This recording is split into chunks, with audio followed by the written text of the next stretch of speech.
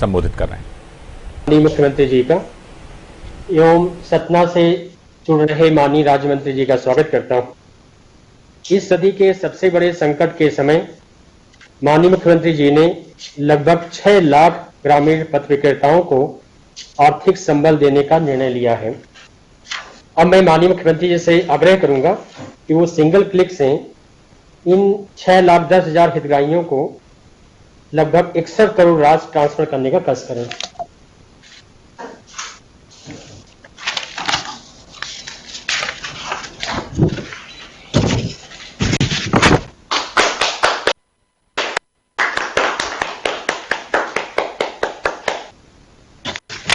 बहुत बहुत धन्यवाद माननीय मुख्यमंत्री जी। सर, अब माननीय मुख्यमंत्री जी कई जिलों के हितग्राहियों से चर्चा करेंगे। सबसे पहले सीहोर जिले से श्री रजत सेन जी। रजत जी, मेरी आवाज आ रही है आपको? जी आ रही है मामा जी। क्या काम करते हैं आप? जी मेरी चाय नाश्ते की दुकान है मामा जी।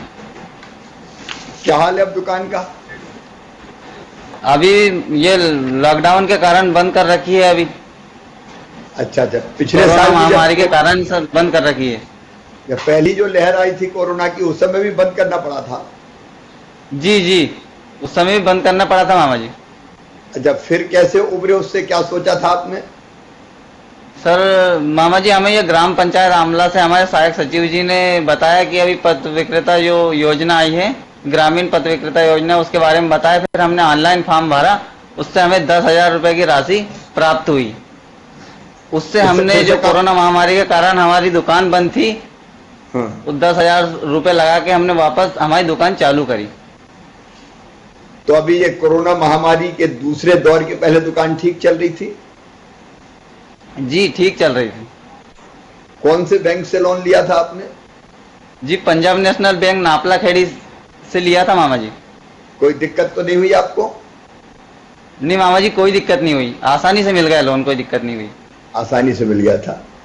अब अभी ये बंद है, इसलिए जब पहले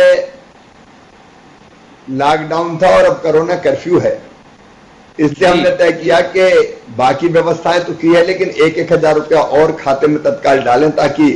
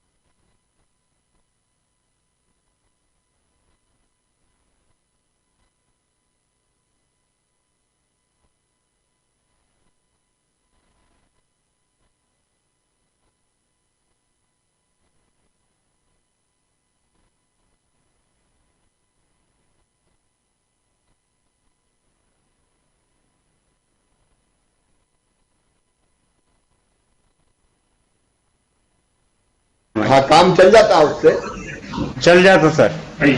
और ठीक है, अब 1 तारीख से और थोड़ा थोड़ा अनलॉक करेंगे ताकि सब गरीबों का कामकाज चल जाए। आपका राशन की पात्रता पर्ची है कि नहीं? ठीक सर। तो अभी राशन मिल गया आपको? 45 किलो को मिल गए। 45 किलो। घर में कितने सदस्य हैं? 3। तो 3 महीने का 45 किलो मिला आपको। हाँ उसमें सर। कोई परेशानी तो नहीं हुई आपको? कोई परेशानी नहीं। ठीक है पुरुषोत्तम भाई, अब जल्दी लॉकडाउन, ये कोरोना कर्फ्यू भी अब धीरे धीरे खत्म होगा। अभी तो 1,000 रुपया खाते में इसलिए डाल रहे हैं कि थोड़ा बहुत खर्चा जो इस समय जरूरी है उसमें काम चल जाए। ठीक मामा जी, ठीक। अगले हितग्राही जिससे माननीय मुख्यमंत्री जी चर्चा करना चाहेंगे वो बहन भवानी भाई लोधी हैं जो कटनी से हैं। कटनी। भवानी बहन नमस्ते। नमस्ते भैया। कैसी हो आप? अच्छी हूँ आपकी दुआ से। अच्छा, काम क्या करते थे पहले? चाय की दुकान है मेरी। चाय की दुकान? हाँ। तो चाय की दुकान तो पिछले लॉकडाउन में भी बंद हो गई होगी? नहीं, धीरे धीरे चलती थी। अच्छा, अभी क्या स्थिति है? अभी स्थिति यह है कि लॉकडाउन लगा है और 7 से 10 खुलती है। अच्छा, तो 7 से 10 तक चाय बिक जाती है? हाँ। ठीक है। तो बैंक जाती है और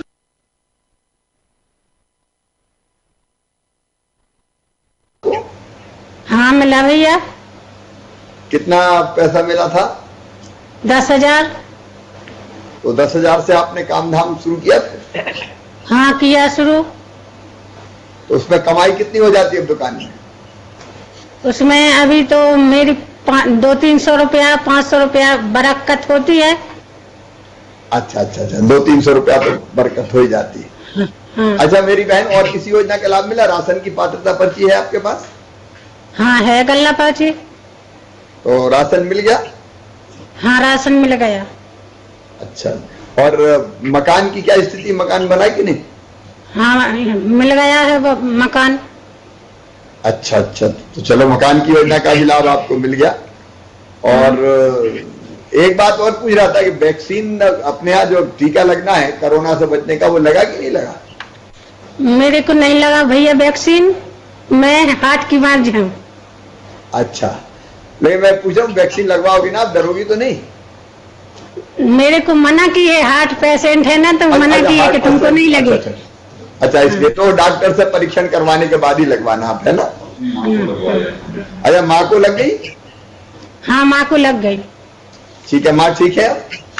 हाँ ठीक है माँ। तो ठीक है, आज आपके खाते में 1,000 रुपये और, ताकि इस संकट के समय काम आए, डाल रहा हूँ मैं। अच्छी आपकी दुआ है जी। नमस्ते बहन। अगले हितग्राही जिससे जी नमस्ते। हाँ। अगले हितग्राही जिससे माननीय मुख्यमंत्री जी चर्चा करना चाहेंगे वो छिंदवाड़ा से हैं बहन नेहा करमेले। छिंदवाड़ा। नेहा बहन नमस्ते। नमस्ते भैया जी। क्या काम करते हैं आप? भैया जी मेरा किराना और जनरल स्टोर है। अच्छा, किराना और जनरल स्टोर जी।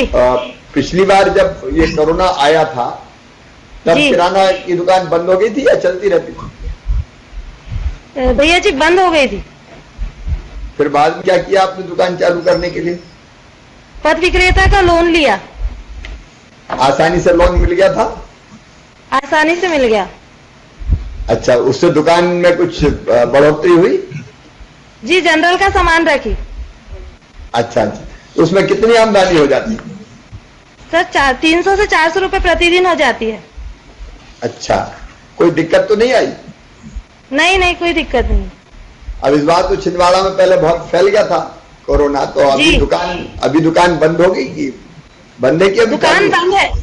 दुकान बंद है। हम घर से होम डिलीवरी करते हैं। अच्छा, घर से होम डिलीवरी हो जाती है तो उसमें थोड़ा बहुत काम चल जाता है। तो अब धीरे धीरे लॉकडाउन खोलना है, एकदम तो नहीं खोलेंगे क्योंकि दुकानदार को भी नियमों का पालन करना पड़ेगा जी। तो 1 तारीख से सोच रहे हैं। फिर हमने कहा कि बहन संकट में होगी तो 1,000 रुपया खाते में डाल दें तो संकट के समय काम आ जाएगा। जी बहुत धन्यवाद आपका। ठीक है नेहा। और मैं सभी कांता हितग्राहियों की ओर से माननीय मुख्यमंत्री से आग्रह करूंगा कि वो हम सभी को संबोधित करने का करेंगे। माननीय मुख्यमंत्री जी। पूरे प्रदेश से मेरे साथ जुड़े हुए हमारे सभी आदरणीय जनप्रतिनिधिगण, क्योंकि मैं देख रहा था कि यहाँ कांता जी है तो वहां गोपीलाल जी और गजेंद्र जी भी बैठे, अलग अलग स्थानों पे हमारे अलग अलग क्राइसिस मैनेजमेंट ग्रुप के सदस्य भी उपस्थित हैं।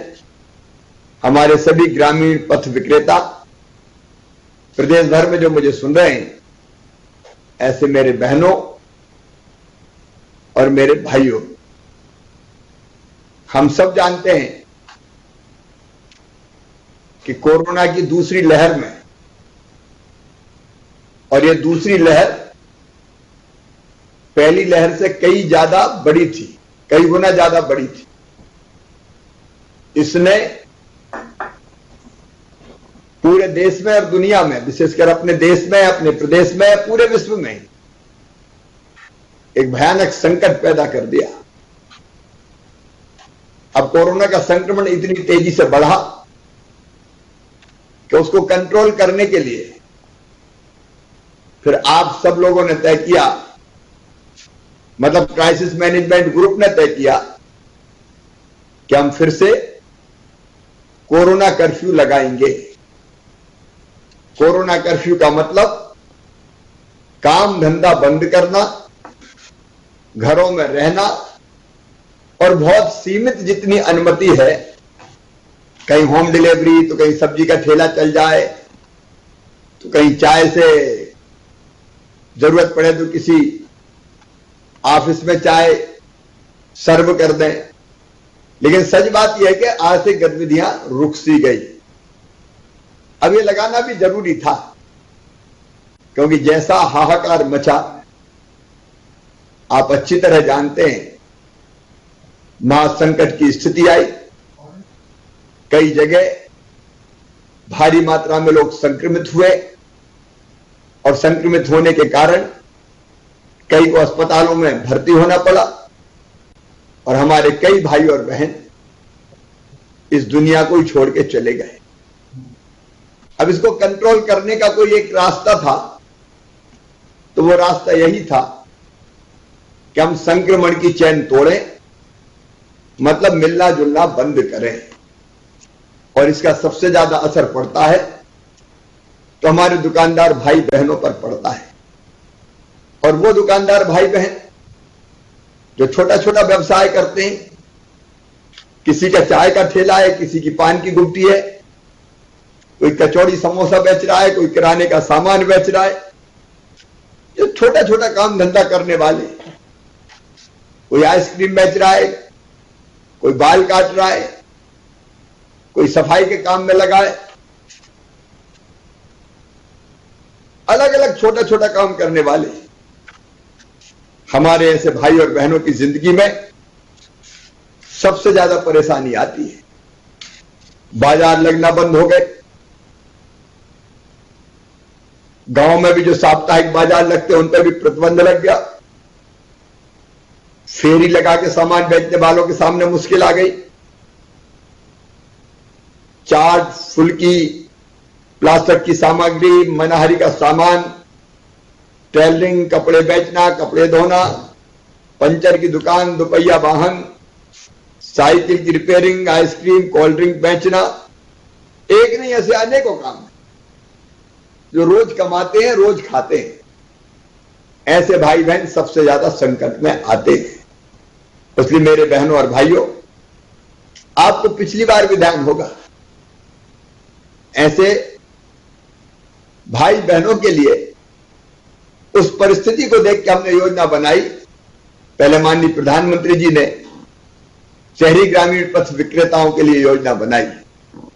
फिर मुझे लगा कि गांव में भी तो पथ विक्रेता है, बाजार में, अपने गांव में, कस्बों में फेरी लगा के सड़क पे सामान बेचते हैं, तो गांव के पथ विक्रेताओं को भी इसका फायदा मिलना चाहिए।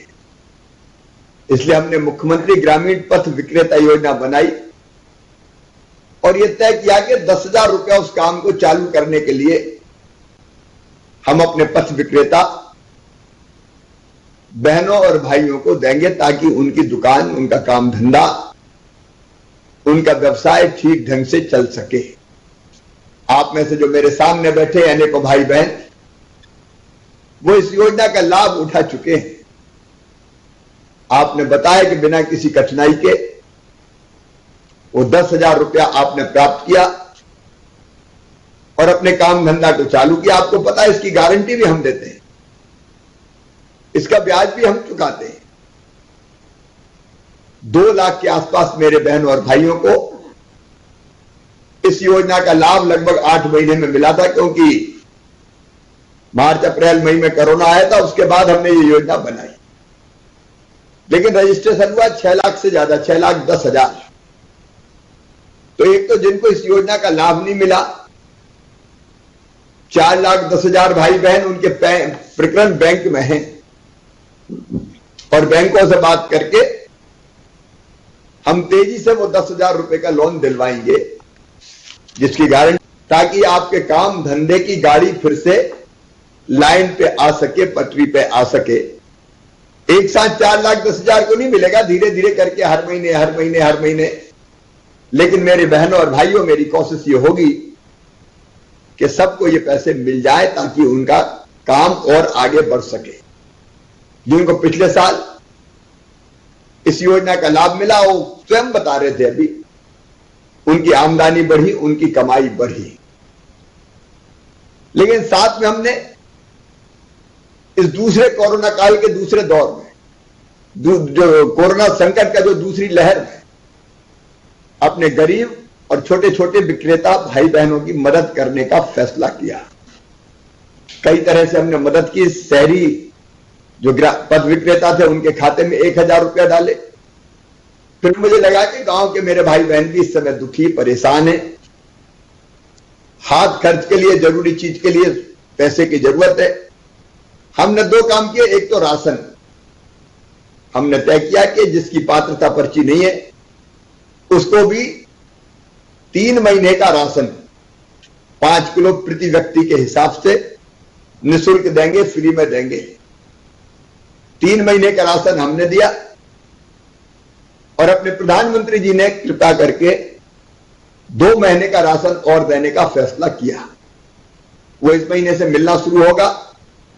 कुछ जगह हो सकता है मिलना शुरू हो गया हो। तो ये राशन तो निःशुल्क मिल रहा है, मिल गया, अभी भी मिलेगा। कुल मिला के 5 महीने का हो जाएगा हमारे पास। लेकिन फिर भी कई चीजें होती है। अब राशन है, लेकिन गेहूं है तो उसके साथ दाल भी चाहिए, मिर्ची चाहिए, तेल चाहिए, भोजन बनाने का और सहायक सामान चाहिए।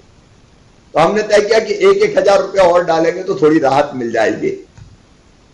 तो इसलिए आज 6,10,000 ऐसे पथ विक्रेता, ग्रामीण पथ विक्रेता भाई बहनों के खाते में 61 करोड़ रुपया मैं आज डाल रहा हूं, अभी डाल दिए।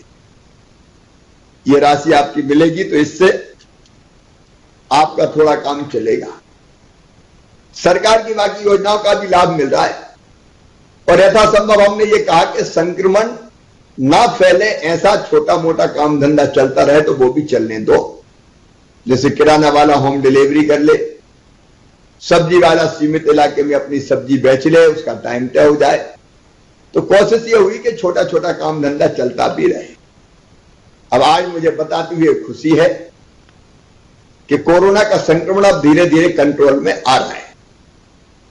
आज की स्थिति में 1800 पॉजिटिव प्रकरण आए। 72,000 से ज्यादा हमने टेस्ट किए और प्रकरण मिलने की दर, पॉजिटिव प्रकरण मिलने की दर, जिसको कहते हैं संक्रमण वृद्धि दर, वो 2.5% के आसपास हो गई है। और जो ठीक होके गए उनकी संख्या 5,500 है। अब स्वस्थ होके जाने वाले जो भाई बहन हैं, जिसको कहते हैं रिकवरी रेट, कितने ठीक हुए, तो 94.5% ठीक हो गए। बाकी का भी अस्पतालों में इलाज चल रहा है, वो भी जल्दी स्वस्थ हो, इस बात की हम कोशिश करेंगे। लेकिन एक बात और मैं साथ कहना चाहता हूं, मैं तो आपके साथ खड़ा हूं, आगे भी योजना का लाभ मिले, इसमें कसर नहीं छोड़ूंगा। लेकिन एक कोरोना ऐसी महामारी है कि 1 तारीख को कई तरह की गतिविधि हम चालू करेंगे, तो चालू करते समय आपको सावधान रहना पड़ेगा। देखो, आप सामान बेचते हैं, अलग अलग छोटा मोटा बेचते हैं, आपका संपर्क कई लोगों से होता है। किराने की दुकान है तो कई सामान लेने आएंगे, सब्जी का ठेला चलाते हैं तो लोग सामान लेने, सब्जी लेने बाहर आपके संपर्क में आएंगे। अगर चाय बेचते हैं तो संपर्क में आएंगे, कचौरी समोसा आइसक्रीम बेचते हैं तो संपर्क में आएंगे, कई लोग आपके संपर्क में आएंगे। इसलिए आपको ज्यादा सावधान रहना है, क्योंकि अगर आप सावधान नहीं रहे और आपको संक्रमण हो गया तो आपका नुकसान तो होगा, आपके माध्यम से कई को और कोरोना हो जाएगा। और आप ये जानते हो कि कोरोना ऐसी बीमारी है जो 1 से 10 में और 10 से 100 में फैलती है। फिर स्थिति ऐसी आ जाएगी कि एक बार मुश्किल से तो अपन कम कर पाए, ये फिर से बढ़ उठेगा, और फिर से बढ़ गया तो फिर वो हाहाकार की स्थिति पैदा हो जाए। इसलिए मेरी आपसे अपील है, 1 तारीख को कोरोना कर्फ्यू में ढील के बाद भी कृपया करके आप पूरे सावधान रहना, मतलब मास्क जरूर लगाना सामान बेचने बैठो तो, यह बहुत जरूरी है। कोरोना फैलता है छींकने से, खांसने से, जो खांसी से थूक बाहर जाता है, कण बाहर जाते हैं, ड्रॉपलेट कहते हैं जिसको, वो दूसरे के चेहरे पे पड़ गया तो उसको लग गया। मैं यहां बैठा हूं, मैं यहां बोल रहा हूं, मुझे खांसी आई, यहां मेरा ड्रॉप ये गिर गया थोड़ा सा थूक का कण, दूसरा आया उसने हाथ रख दिया तो उसके हाथ में चला गया, उसने मुंह पे हाथ फेरा तो उसके मुंह से फिर नाक में चला गया, मुंह में चला गया, वो बीमार हो गया। तो इसलिए सावधान रहना है, मास्क लगाना, दूरी बनाना, ग्राहक को भी सामान देना है तो बिना मास्क वाले को मत देना कि भैया मास्क लगा के आओ, ये कड़ा होना पड़ेगा, नहीं तो वो ग्राहक फैला देगा। और बार बार अपने दुकान पे ही वो रखना साबुन या वो सैनिटाइजर, तो हाथ बार बार साफ करते रहना। प्राइमरी उपाय तो यही है बचने का। नंबर 2, भीड़ आ गई, इकट्ठी खड़ी है, ऐसी स्थिति मत बनने देना, गोले बना देना कि भैया जरा दूर दूर खड़े हो, क्योंकि हम असावधान रहे तो हम भी परेशान होंगे, दूसरे भी परेशान होंगे। और फिर प्रशासन को भी ये कहा है कि दुकान तो खुलेंगी धीरे धीरे, लेकिन नियम पालन जरूरी है। वो नियम का पालन आप सबको करना पड़ेगा, क्योंकि अब अपन इसको कैसे काबू करेंगे, आज मैं आपको बताना चाहता हूं बहुत संक्षेप में। एक, अपन खूब टेस्ट करेंगे, मतलब ये टेस्टिंग बंद नहीं होगी। पिछली बार अपन ने कहा गया कोरोना तो निश्चिंत हो गया कि अब बाढ़ में जा, आप क्या करना है, तो ना मास्क ना टेस्ट, शादी विवाह मेला ठेला उत्सव आयोजन, अब हमने तय किया कुछ नहीं होगा, मेला रैली कार्यक्रम राजनीतिक सामाजिक कुछ नहीं होंगे भैया। शादी होना तो 10 इधर के जाओ 10 उधर के जाओ, क्राइसिस मैनेजमेंट ग्रुप जैसा तय करेगा। उतनी शादी ज्यादा में करी तो पता चला परिवार का परिवार संक्रमित हो गया। तो जो सावधानियां हैं, कई चीजें नहीं खोलेंगे, वो हमको रखनी पड़ेगी। टेस्ट खूब करेंगे तो तुरंत पता चल जाएगा कि ये फलाना आदमी संक्रमित है, पहले पता नहीं चलता, वो 5-7 दिन बाद फिर जब ज्यादा बीमार हो जाते हैं तब बताते हैं लोग, तो इसमें तुरंत पता चल जाएगा। तो जिसका टेस्ट करेंगे उसके संग जितने घर में रहे उनका भी कर लेंगे, जिनसे मिला उनका भी कर लेंगे, ताकि बाकी संक्रमित मिले तो उनको कोविड केयर सेंटर में ले जाएंगे। घर बड़ा है तो कहेंगे घर में एक कमरा में अलग रहो, दवाई देंगे फ्री में, इलाज की व्यवस्था करेंगे। इसको कहते हैं कॉन्टैक्ट ट्रेसिंग। एक किल कोरोना अभियान चलाते रहेंगे, मतलब घर घर जाएगी टीमें क्राइसिस मैनेजमेंट ग्रुप के साथ, और सर्दी जुकाम बुखार वाले कोई भी मिले तो तुरंत उनका टेस्ट करेंगे, उनको दवाई देंगे।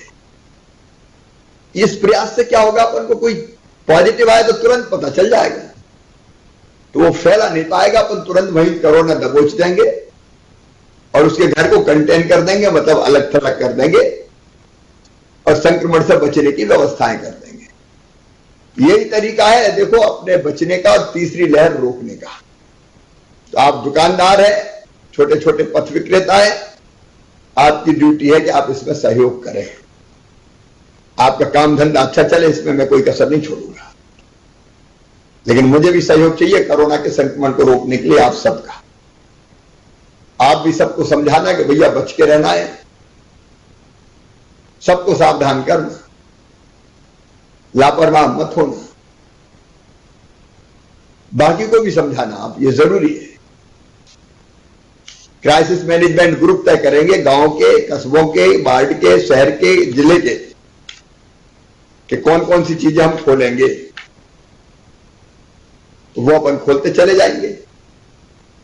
अभी तो मैं आप सबसे ये अपील करता हूं, क्राइसिस मैनेजमेंट ग्रुप जो कहे, महिला सेल्फ हेल्प ग्रुप कई बहुत काम कर रहे हैं, वो भी साथ लगे हुए हमारे।